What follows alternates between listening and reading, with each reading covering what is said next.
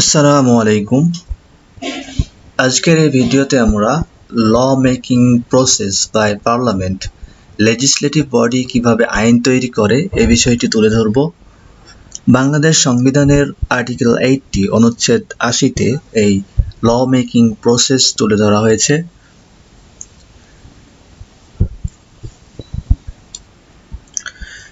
আইন প্রণয়নের উদ্দেশ্যে প্রত্যেকটি প্রপোজাল বিল আকারে পার্লামেন্টে উত্থাপিত করা হবে। এখানে উল্লেখ্য যে বিল দুই প্রকারের, সরকারি বিল এবং বেসরকারি বিল। সরকারি বিল হচ্ছে যেটা মন্ত্রীদের দ্বারা উত্থাপিত হয় এবং বেসরকারি বিল হচ্ছে যেটা যে কোনো দলের পার্লামেন্ট মেম্বার দ্বারা উত্থাপিত হয়।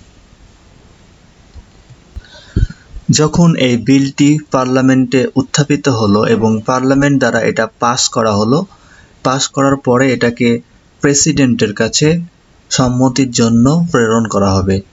প্রেসিডেন্টের কাছে সম্মতির জন্য প্রেরণ করা হলে 15 দিনের মধ্যে প্রেসিডেন্ট এটাতে সম্মতি দিবে, অথবা যদি এটা অর্থ বিল না হয় তাহলে পার্লামেন্টের কাছে পুনরায় রিকনসিডারেশনের জন্য প্রেরণ করবেন। অর্থ বিল হলে প্রেসিডেন্ট এটা রিকনসিডারেশনের জন্য প্রেরণ করতে পারেন না। অর্থ বিল ব্যতীত অন্য যে কোনো বিল রিকনসিডারেশনের জন্য রিটার্ন দিতে পারেন। আর্টিকেল 81-এ অর্থ বিল সম্পর্কে বিস্তারিত আলোচনা করা হয়েছে। যখন প্রেসিডেন্ট পার্লামেন্টের কাছে বিলটিকে রিটার্ন দিল পুনরায় বিবেচনা করার জন্য, তখন পার্লামেন্ট এটাকে রিকনসিডারেশন করবেন। যদি এটার অ্যামেন্ড করা প্রয়োজন হয় তাহলে অ্যামেন্ড করবেন, আর না হলে অ্যামেন্ডমেন্ট ছাড়াই এটাকে ফাইনাল করে প্রেসিডেন্টের কাছে আবার সম্মতির জন্য প্রেরণ করবেন। প্রেসিডেন্টের কাছে সম্মতির জন্য প্রেরণ করার 7 দিনের মধ্যে প্রেসিডেন্ট এটাতে সম্মতি প্রদান করবেন। যদি 7 দিনের মধ্যে তিনি সম্মতি প্রদান না করেন তাহলে ধরে নেওয়া হবে যে তিনি এটাতে সম্মতি প্রদান করেছেন।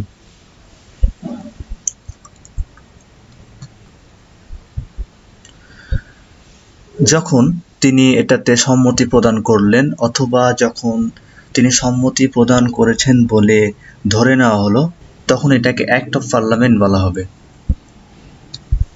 অর্থাৎ বিল পাস হওয়ার পরে এটা প্রেসিডেন্টের কাছে প্রেরণ করা হবে। প্রেসিডেন্ট এটাতে 15 দিনের মধ্যে সম্মতি প্রদান করবেন।